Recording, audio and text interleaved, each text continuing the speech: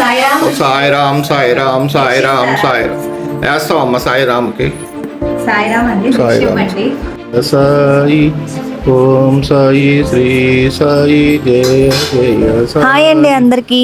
ఈ వీడియోలో ఏం జరిగిందో తెలుసుకోవాలనుకుంటున్నారా?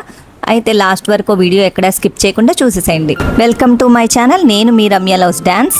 గురు పౌర్ణమి రోజున సాయినాథునికి నేను భిక్ష చేస్తానని మొక్కుకున్నానండి. ఈ భిక్ష నేను ఎలా చేశాను అనేది ఈ వీడియోలో చూపిస్తాను. ఇంట్లో అయితే పూజ ఉంది అనుకోగానే మన ఆడవాళ్ళు లేసింగానే ముందుగా చేసే పని ఏముంటుందండి, పొయ్యి క్లీన్ చేసి ముగ్గులు అయితే వేసేస్తాము.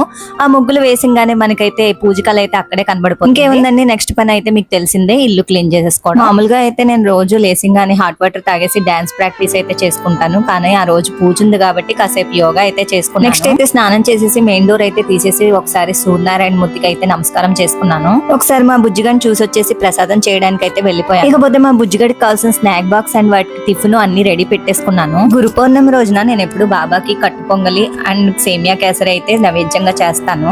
ఆ నైవేద్యాలు చేయడానికి అయితే నేను గిన్నెల్ని శుభ్రం చేసేసి పసుపు రాసేసి కుంకుమ బొట్లు అయితే పెట్టేస్తాను. ఈ గిన్నెలో కట్టు పొంగల్ చేయడానికి కావాల్సిన పదార్థాలన్నీ రెడీగా పెట్టేసుకున్నాను. నాకైతే బాబా అంటే చాలా ఇష్టం అండి.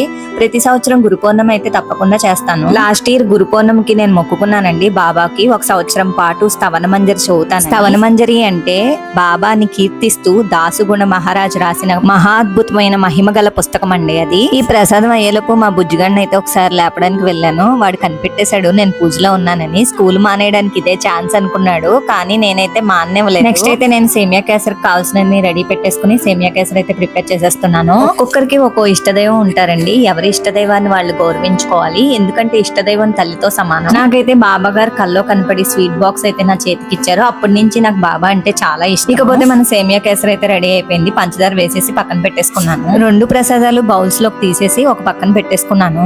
ఇకపోతే మా దేవుడి మందిరం మొత్తం కూడా పూలతో అలంకరించేసుకున్నాను. మామిడాకుల కోసం చాలా వెతికాను, కానీ మామిడాకులు అయితే నాకు ఎక్కడా కనిపించలేదు. అందుకని పూల దండలు తెచ్చుకుని పూలతో అలంకరించేసుకున్నాను. బాబా గారి ఫోటోకి అయితే సన్నజాజులతో దండ వేసేసాను. ఇంట్లో ఏం పూజ ఉన్నా సరే నేనే దగ్గరుండి పూలను అయితే తెచ్చుకుంటాను. అన్ని రకాల గులాబీలతో ఫోటోలు అయితే అలంకరించేసుకున్నాను. పూజకు కావాల్సినవి అన్ని రెడీ పెట్టేసుకున్నాను. నేనైతే బాబా గారిని ఎప్పుడు వెండి సింహాసనంలోనే ఉంచుతాను. బాబా గారికి ఇప్పుడు అభిషేకం చెయ్యాలి కాబట్టి ఒక గిన్నెలో అయితే పెట్టాను. ఇక్కడైతే విఘ్నేశ్వరుని అయితే అలంకరించుకున్నాను. చిన్న విఘ్నేశ్వరుడు మాకైతే గిఫ్ట్ గా వచ్చింది. పూజకని అలంకరించాను. ముందుగా పూజనైతే దీపారాధనతో స్టార్ట్ చేసేస్తున్నాను. దీపం జ్యోతి పరబ్రహ్మ దీపేన సర్వతమోపహే దీపేన సాధ్యతే సర్వం జ్ఞానం దీపం నమోస్తుతే దీపాయ బ్రహ్మ రూపాయ విష్ణు రూపాయ నమః దీపరూప నమస్తుభ్యం రుద్ర రూపం నమోస్తుతే. దీపారాధన అయిపోయిన వెంటనే విఘ్నేశ్వరుడికి ధూపం చూపించేసి నైవేద్యం అయితే పెట్టేశానండి. మా పూజా మందిరంలో అయితే వెండి సింహాసనం ఉంది. దానిలో నేను దత్తాత్రేయుల వారి విగ్రహం, బాబా గారి విగ్రహం ఉంచుతానండి. ఇవాళ నేను అభిషేకం చేయాలి కాబట్టి బాబా గారిని వెండి గిన్నెలో ఉంచాను. ప్రతి సంవత్సరం గురు పౌర్ణమికి అయితే అభిషేకం చేస్తానండి. దానికి కావాల్సినవి ఆవు పాలు, ఆవు పెరుగు, ఇంకా పసుపు, కుంకం, విభూది అన్ని రెడీ పెట్టుకుంటానండి. ఇందాక పైన ఫోటోలకి అయితే పూలు పెట్టేశాను, కింద విగ్రహాలకి పూలు పెట్టలేదు, పూలను అలంకరిస్తాను. ఇకపోతే మా బాబా గారి చిన్న విగ్రహాన్ని చూసేయండి. ఇవన్నీ కూడా అభిషేకానికి కావాల్సినవి. ముందుగా అయితే బాబా గారికి నేను పాలతో అభిషేకం చేసేస్తున్నాను. అభిషేకం చేసేటప్పుడు నేను సాయిరామ్ సాయిరామ్ అనుకుంటూ అభిషేకం చేస్తూనే ఉన్నాను, లేదా ఓం సాయి, శ్రీ సాయి, జయ జయ సాయి అనుకుంటూ కూడా చేయొచ్చు. మధ్యలో పాటనైతే పెట్టుకున్నాను.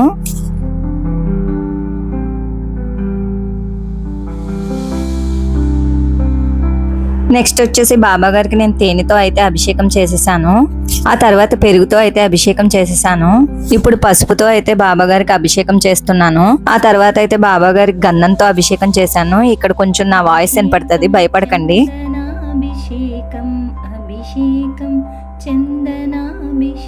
పాలతో అభిషేకం చేశాక బాబా గారికి మళ్ళీ నీరుతో అభిషేకం చేసి దాన్ని పక్కకు తీసేసి మళ్ళీ పెరుగుతో అభిషేకం చేసి తర్వాత మళ్ళీ నీటితో అభిషేకం చేసి తర్వాత గంధము, పసుపు, పంచదార, విభూది ఇలా అన్నిటితోనే అభిషేకం చేసి ఒక గిన్నెలోకి అయితే తీసేసి మళ్ళీ బాబా గారికి నీరుతో అభిషేకం చేసి మధ్య మధ్యలో నీరుతో అభిషేకం చేస్తూ ఈ అభిషేక కార్యక్రమాన్ని అయితే ఫోన్ లో పాట పెట్టుకుని అయితే బాబాకి అభిషేకం చేశాను. అమరా రామ సుమ రామచరి ఆ సాంగ్ చాలా బాగుంటుంది కదా. ఆ సాంగ్ అంటే నాకు చాలా ఇష్టం, కానీ వీడియోలో మీకు ఆ పాట అయితే వినిపించలేదు. ఎందుకంటే ఈ వీడియోలో పాటలు వినిపిస్తే కాపీరైట్ పడుతుంది కాబట్టి నేను వినిపించలేదు. ఇన్ని రోజులు నేను వీడియోస్ అయితే మామూలుగా సరదాగా ఎడిటింగ్ కోసం, నా టైం పాస్ కోసం చేసేదాన్ని. కానీ ఇప్పుడు నేను సీరియస్ గా తీసుకున్నాను. నేనైతే ఛానల్ నడిపిద్దాం అనుకుంటున్నాను. అందుకని యూట్యూబ్ రూల్స్ ప్రకారం అయితే నేను వీడియోస్ అయితే అప్లోడ్ చేస్తున్నాను.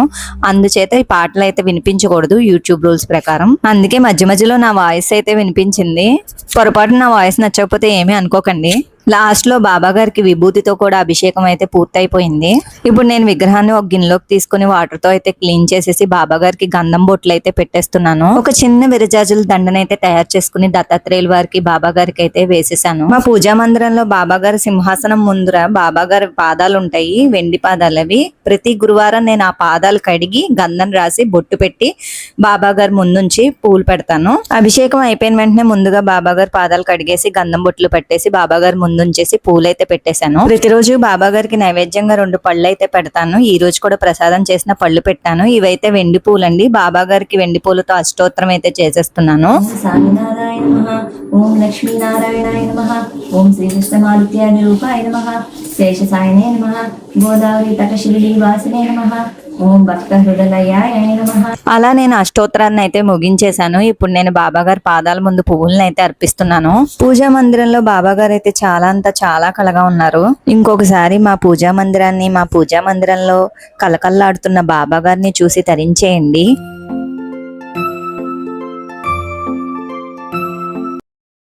తర్వాత ధూపం చూపించేసి బాబా గారికి నైవేద్యం అయితే పెట్టేశాను. నైవేద్య అనంతరం సాయినాథునికి హారతినిచ్చేశాను.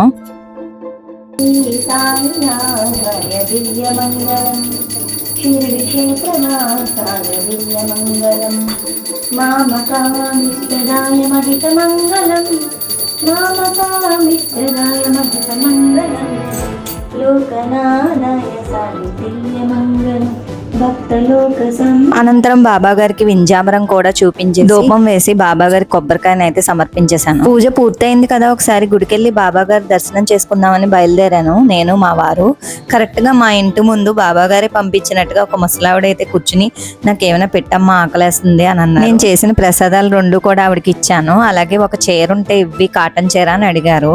ఒక కాటన్ చీర అయితే ఇచ్చాను. ఇంకోటి ఉందా అని అడిగారు. ఇంకోటి కూడా ఇచ్చాను. మా అత్తయ్య గారిది ఒక చీర, మా అమ్మగారిది ఒక చీర అయితే నాకైతే చాలా ఆనందంగా అనిపించింది. అలాగే చాలా బాధగా కూడా అనిపించింది. ఆ మామగారు అయితే కొన్ని విషయాలు అయితే చెప్పారు. కాలు నొప్పిగా ఉంది, నడవలేకపోతున్నాను, కొడుకుల దగ్గర ఉంటున్నాను, కానీ కొడుకులు ఉన్నారు కానీ ఎందుకమ్మా అని బాధపడుతూ చెప్పారు. నేను కామిక్ మనిషినేనమ్మా, అందుకని వస్తే ఈ గదిలోకి వస్తే సీట్లు ఇస్తారని వచ్చానమ్మా. ఇప్పుడు వాళ్ళ ఇంట్లోనే ఉంటున్నావా? ఇక్కడ ఉన్నానమ్మా. పవర్ ప్లాట్ స్టేషన్ వెళ్ళమ్మా, దాని ఏదో గొంతు ఉంటుంది, ఆ గొంతు చివరి ఉంచానమ్మా. ఆ చివరి ఉంటున్నావా? మరి ఇప్పుడు వాళ్ళే పెడుతున్నారా నీకు? ఉంటే కష్టం పెట్టి ఆఫీస్కి వెళ్ళిపోతుంది. అట్లే ముందు ఇలా కూడా లేదంటే పోయింది. అట్లా దేవుడు అని బతిమాలుకుంటే అది బండి చేసుకొచ్చి అమ్మాయి చిన్నం చెప్పి దింపాడు. ఇప్పుడు ఎలా వెళ్తావు మరి? చిన్నం గడపాలమ్మా, నడుచుకుంటూ వెళ్ళిపోతావా? ఆ జోడి నేను చేసి ఆటోలు ఉంటే.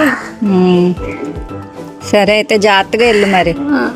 తర్వాత అయితే బాబా గారి దర్శనం కోసం బాబా గారి గుడికి అయితే వెళ్ళిపోయాం. ఈ గుడి అయితే చాలా మహిమ గల గుడి. ఈ గుడిలో అయితే చాలా మహత్యాలు జరిగాయి అని చెప్తారు. 1946 లో కట్టారు. చాలా సేపు బాబా గారి దర్శనం అయితే అవ్వలేదు. ఆ రోజు జనం అయితే చాలా ఎక్కువ మందే ఉన్నారు. లాస్ట్ కి ఎలాగైతే బాబా గారి దర్శనం చక్కగా అయింది. బాబా గారి దర్శనం అయిన తర్వాత మా బుజ్జిగాడిని స్కూల్ కి పంపించేసి నేను మా వారు ఇంటికైతే వచ్చేసాము. ఇకపోతే నేను భిక్షకైతే వెళ్ళిపోతున్నాను. నేనైతే 3 సంవత్సరాల నుంచి గురు పౌర్ణమికి భిక్ష అయితే చేస్తున్నాను. ఇది 3వ సంవత్సరం. భిక్ష తీసుకోవడం అంటే బాబా గారి స్వరూపమే. బాబా గారు ఇంటింటికి వెళ్ళి భిక్ష తీసుకుని ఆ భిక్షను ఒక జోలిలో వేసి అన్ని రకాల ఆహార పదార్థాలను కలిపి అక్కడ ఉన్న భక్తులకి, పశుపక్షులకి అన్నిటికి సమానంగా పెట్టేవారు. పేద ధనిక అనే భేదభావం లేకుండా అందరి ఇళ్ళకి కూడా భిక్షకి వెళ్ళేవారు బాబా. ఈ భిక్షలో వచ్చిన బియ్యాన్ని, డబ్బుల్ని నేను బాబా గారి గుడిలో సమర్పిస్తాను. బాబా గారి భిక్ష ద్వారా మనం నేర్చుకోవాల్సింది ఏంటంటే అన్నాన్ని గౌరవించండి, అందరినీ సమానంగా చూడండి, అహంకారాన్ని విడిచిపెట్టండి, ప్రేమమయంతో ఉండండి, ఎల్లప్పుడూ సదా నన్నే సేవించండి, నన్నే గుర్తు చేసుకోండి. ఈ గురు పౌర్ణమి రోజు అయితే నా జీవితంలో చాలా పవిత్రమైన రోజు.